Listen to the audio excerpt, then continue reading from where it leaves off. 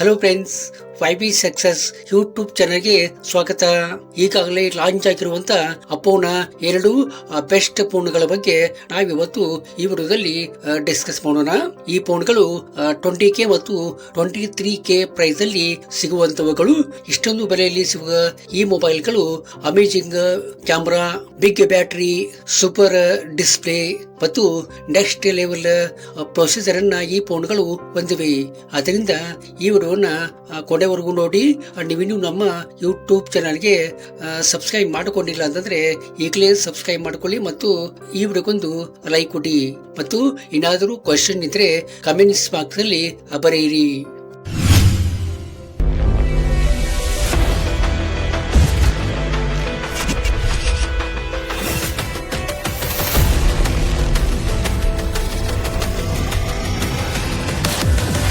ಅಪ್ಪೋ K13 ಇದು snap dragon 6 Gen 4 processor ನ ಇದು ಒಳಗೊಂಡಿದೆ.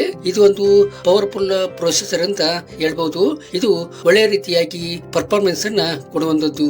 ಯಾವುದೇ ರೀತಿಯಾದಂತಹ ಒಂದು ಗೇಮ್ ಇರಲಿ ಅಥವಾ ಡೈಲಿ ಅಪ್ಡೇಟ್ಸ್ ಗಳನ್ನ ಈಸಿಯಾಗಿ ನಿಮಗೆ ಮೂವ್ ಮಾಡ್ಲಿಕ್ಕೆ ಹೆಲ್ಪ್ ಆಗುವಂತದ್ದು. ಮತ್ತು ಇದು 6.67 inches full HD plus ಅಮೋಲೆಡ್ display ಅನ್ನ ಕೊಟ್ಟಿರುವಂತದ್ದು.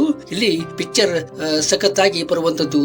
ಅದೇ ರೀತಿ 120 Hz ರಿಫ್ರೆಶ್ ರೇಟ್ ಅನ್ನ ಇದಕ್ಕೆ ಕೊಟ್ಟಿರುವಂತದ್ದು. ಬ್ರೈಟ್ನೆಸ್ ಚೆನ್ನಾಗಿ ಬರುವಂತದ್ದು. ಇದು 115 ನಲ್ಲಿ ರನ್ ಆಗುವಂತದ್ದು. ಇದಕ್ಕೆ ಡ್ಯುಯಲ್ ಕ್ಯಾಮೆರಾ ಸೆಟಪ್ ಅನ್ನ ಕೊಡಲಾಗಿದೆ. ಅಂದ್ರೆ 50MP plus 2MP main ಕ್ಯಾಮೆರಾವನ್ನ ಒದಗಿಸಿರುವಂತದ್ದು.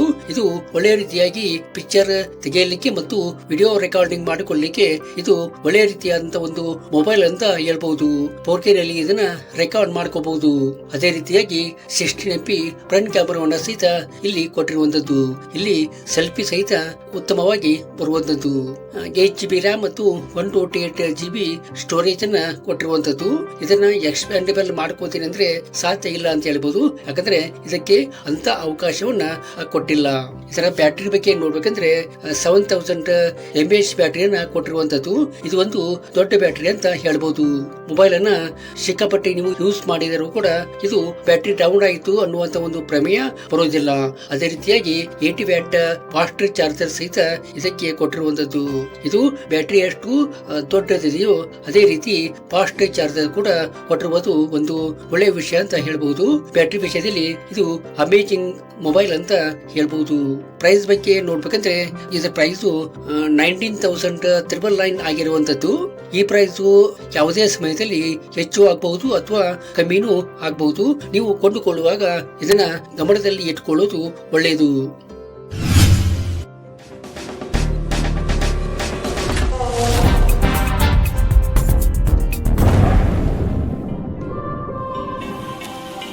Oppo F29 6.7 inches full HD plus ಅಮೋಲೆಡ್ display ಅನ್ನ ಕೊಟ್ಟಿರುವಂತದ್ದು.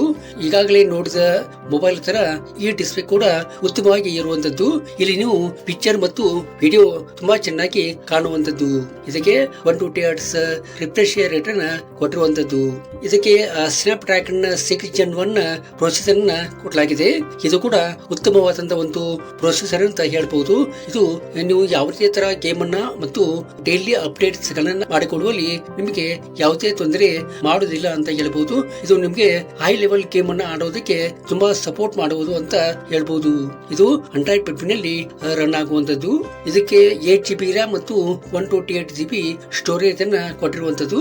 ಮತ್ತು ಇದನ್ನ ಎಕ್ಸ್ಪ್ಯಾಂಡಬಲ್ ಮಾಡ್ಕೋಬೇಕು ಅಂತಂದ್ರೆ ಇಲ್ಲಿ ಆ ಅವಕಾಶ ಇಲ್ಲ ಅಂತ ಹೇಳ್ಬಹುದು. ಇದಕ್ಕೆ 6500 mAh ಬ್ಯಾಟರಿಯನ್ನ ಕೊಟ್ಟಿರುವಂತದ್ದು. ಕಳೆದ ಮೊಬೈಲ್ ಅನ್ನ ನೋಡಿದ್ರೆ ಇದಕ್ಕೆ 500 mAh ಬ್ಯಾಟರಿ ಕಮ್ಮಿ ಅಂತ ಹೇಳ್ಬಹುದು.